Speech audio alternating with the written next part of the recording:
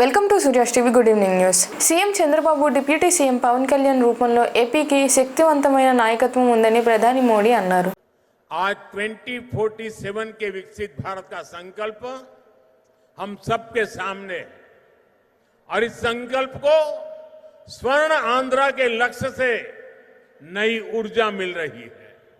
हम सब जानते हैं जब टेक्नोलॉजी की बात होती है तो हमारा आंध्र और यहां के युवा बहुत आगे रहते हैं.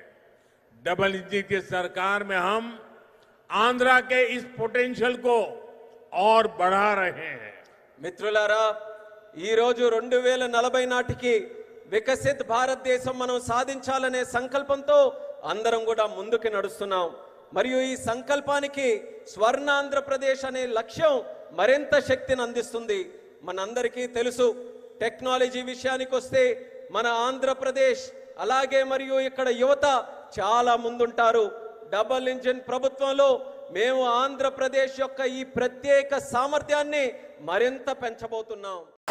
సూపర్ సేవింగ్స్ సభలో జనసేన అధినేత డిప్యూటీ సీఎం పవన్ కళ్యాణ్ గారు మాట్లాడారు. సీఎం చంద్రబాబు నాయుడు ఒక తరం కోసం ఆలోచించే నాయకుడని కొనియాడారు. మనకి ప్రధానమంత్రి గారిని ఒకటే ఒక పదంతో పిలుస్తాం, కర్మయోగి. ఏ ఫలితాలు ఆశించకుండా దేశ సేవే పరమావధిగా ఆయన ఆలోచిస్తూ ఎలాంటి లాభాపేక్ష లేకుండా కేవలం ధర్మాన్ని పట్టుకొని డ్యూటీని కర్మని ఏమాత్రం ఆశించకుండా చేస్తున్న అలాంటి వ్యక్తి మనం ఈ సమయంలో ఇలాంటి ఈ తరానికి వారు దిశానిర్దేశం చేసే విధంగా ప్రధానమంత్రి స్థాయిలో ఉండటం మనందరం చేసుకున్న అదృష్టం. One who performs duty with truth, righteousness and discipline without attachment to results and dedicates action to the protection of those of the motherland attains eternal glory. The statement perfectly describes Honorable Prime Minister Shri Narendra Modi ji. Our Honorable Prime Minister Shri Narendra Modi ji is not just leading a government. ఆయన ప్రభుత్వాన్ని ఒకటే నడపట్లేదు, రెండు తరాలని నడుపుతూ ఒక alpha రాబోయే ఇప్పుడు పుట్టిన బిడ్డలకి దిశానిర్దేశం చేస్తున్నారు. అలాంటి మన ఆత్మనిర్భర్ భారత్ ఎవరి మీద ఆధారపడకుండా దేశం తలెత్తి చూసేలాగా మేము సేవకులం కాదు, మేము భాగస్వామ్యం వహిస్తాం. మేము దేశానికి ప్రపంచానికి దిశానిర్దేశం చేస్తాం. భారత్ అగ్రగామి, అంతేగాని కూర్చోబెట్టి చేతులు మడుచుకొని మేము భయపడతా ఉండే దేశం కాదు. తలెత్తుకొని పొగరగా ఒక దేశపు జెండా ఎంత పొగరుగా ఉంటుందో అంత పొగరుతోటి భారతదేశాన్ని ప్రపంచ పటంలో నిలబెట్టిన మోదీ గారు మనకి ఈ రోజున ఈ కార్యక్రమానికి విచ్చేసి, ప్రత్యేకించి మొన్న గూగుల్ వచ్చింది, అలాగే ఈ రోజున ముఖ్యంగా దాదాపు 13,000 కోట్ల పైచిలుకుతోటి ఈ రోజున మనకి పెట్టుబడులు వస్తూ ఉన్నాయి. దాంట్లో ప్రత్యేకించి ఉరవకంలో 4,000 కోట్ల రూపాయలు పెట్టుబడి మనకి. ప్రత్యేకించి ఈ రోజున మనకి జిఎస్టీ పన్నులు ఎప్పుడు పెరగడమే తప్ప ఇప్పుడు తగ్గవు. అలాంటి పన్నుల భారాన్ని మనకి మోదీ గారు వచ్చాక దాదాపు ప్రతి కుటుంబానికి సంవత్సరానికి ఇందాక సోదరు లోకేష్ గారు చెప్పినట్టుగా ఒక 20,000 రూపాయలు ఆదా చేసుకునే అవకాశం కలుగుతుంది. మావోయిస్టు పార్టీ కీలక నేత మల్లోజోలు వేణుగోపాలరావు లొంగిపోయిన రోజే ఛత్తీస్గఢ్లో మరో 170 మంది మావోయిస్టులు సమాజంలో కలిశారని కేంద్ర హోంమంత్రి అమిత్ షా తెలిపారు. मुझे पूरा विश्वास है मित्रों, हम सबका एक संकल्प होना चाहिए कि अपराधी की चाल कितनी भी तेज हो, न्याय की पहुंच उससे भी ज्यादा गतिवान होनी चाहिए.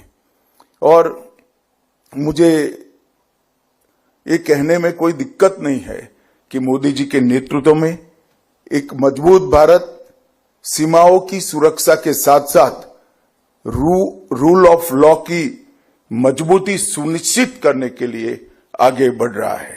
और आज global operation, strong coordination, smart diplomacy, ये तीनों का समन्वय ये 2 दिन की कार्यशाला में हम सुनिश्चित करने जा रहे हैं.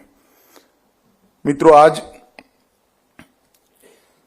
जिस विषय पर ये 2 दिन की कार्यशाला आयोजित की गई है, ये गंभीर भी है, प्रासंगिक भी है और इस पर विचार करने की बहुत समय से जरूरियात भी थी। राष्ट्रीय सुरक्षा, देश की आर्थिक समृद्धि और एक प्रकार से नीतिगत जटिलता से हमें मुक्ति पाने के लिए इस सम्मेलन में हुई चर्चाएं और सुझाए गए उपाय बहुत लाभप्रद हो गए। కల్తీ మద్యం కేసులో ఉన్న జనార్దన్ రావుతో నేను వాట్సాప్ చాట్ చేశానని ప్రచారం చేశారు. దాన్ని నిరూపిస్తూ ఏ శిక్షకైనా సిద్ధమని జోగి రమేష్ అన్నారు. సత్య శోధన పరీక్షకి లై డిటెక్టర్ టెస్ట్కి నేను రెడీగా ఉన్నా. గౌరవ ముఖ్యమంత్రి చంద్రబాబు రెడీయా అని అడిగా. చంద్రబాబు నాయుడు కొడుకు లోకేష్ రెడీనా అని అడిగా. దానికి సమాధానం లేదు. నేనే చంద్రబాబు నాయుడు ఇంటికి వస్తాను, నా భార్య బిల్లను తీసుకొని వస్తాను, నేనే తప్పు చేయలేదని చెప్తా. చంద్రబాబు నాయుడు ఏం చేయొద్దు, భగవద్గీత, ఆ భగవద్గీత పెట్టి జోగి రమేష్ నకిలీ మద్యం కేసులో పాత్రదాన్ని ఒక్క మాట చెప్పమను. ఏ శిక్షకైనా జోగి రమేష్ సిద్ధంగా ఉన్నాడు అని చెప్పేసి ఆ రోజు చెప్పా, ఈరోజు చెప్తా ఉన్నా. ఎంత దిగజారిపోయాడు ఈ చంద్రబాబు నాయుడు. ఒక బలహీన వర్గాలకు సంబంధించిన జోగి రమేష్ని, ఒక గౌడ కులంలో పుట్టిన జోగి రమేష్ని, వంగవీటి మోహన రంగా గారి అడుగులో అడుగు వేసిన ఒక జోగి రమేష్ని ఒక అక్రమ కేసులో నిర్బంధించాలా, జైల్లో పెట్టాలా, హింసించాలా? ఎంత కోరిక చంద్రబాబు నాయుడు నీకు? నీకు భార్య బిడ్డలు లేరు, నీకు కుటుంబం ఉంది, నాకు కుటుంబం ఉంది. ఇంత దిగజారి ముఖ్యమంత్రి స్థాయి వ్యక్తి ఇంత దిగజారా? నీ బ్రతుకు కూడా ఒక బ్రతుకేనా అని అడుగుతా ఉన్నా. ఫ్యాక్టరీ మొత్తం కూడా చూపించి ఏ విధంగా తయారు చేస్తున్నారో చూపిస్తే, ఈ ప్రపంచానికి మీడియా మిత్రుల ద్వారా తెలియజేస్తే, ఎగైన్ తిరిగి నా మీద డైవర్షన్ పాలిటిక్స్ కదా నువ్వు.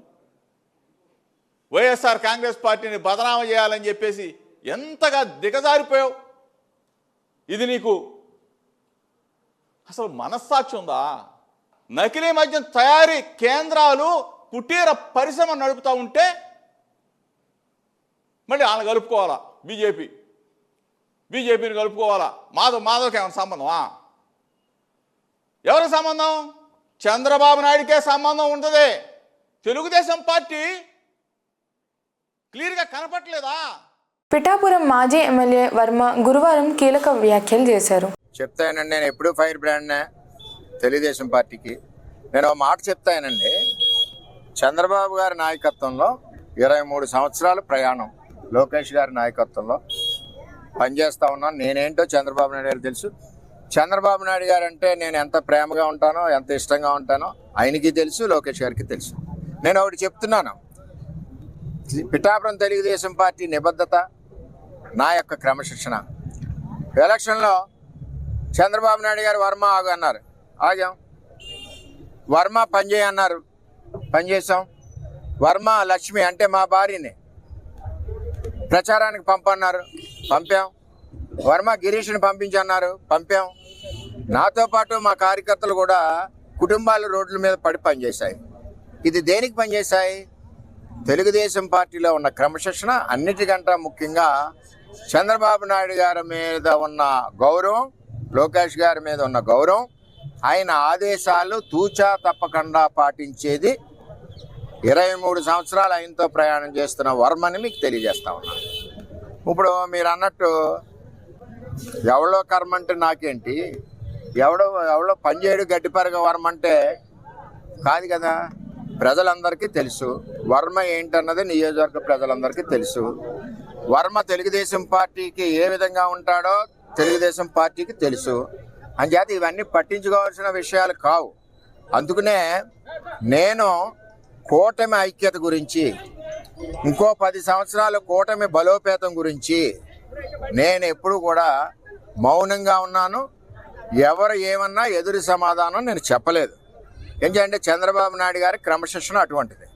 మేము పార్టీ లైన్లో ఉన్నాం, పార్టీ లైన్లోనే ఉంటామని తెలియజేస్తున్నాను. నారాయణ గారు ఏమైనా వీడియోలో మాట్లాడారా? వీడియో చూపించండి నాకు. ఏవో సమయం సందర్భం నుంచి ఏవో బయటకు వస్తే వచ్చి ఉండొచ్చు. ఒక వీడియోలో ఆయన డైరెక్ట్గా మాట్లాడితే దానికి మనం స్పందించిన ఒక అర్థం ఉంటుంది. మౌనం అన్నది కాదు, ఇది క్లియర్గా మీరు మమ్మల్ని లాగి గొడవలు పెట్టద్దు. ఇక్కడ ఒక కూటమిలో ఉన్నాం. కూటమిలో ఉన్నప్పుడు కొన్ని క్రమశిక్షణలు ఉంటాయి, కొన్ని లక్ష్మణ రేఖలు ఉంటాయి. ఆ లక్ష్మణ రేఖలు దాటకుండా పని చేయాలి.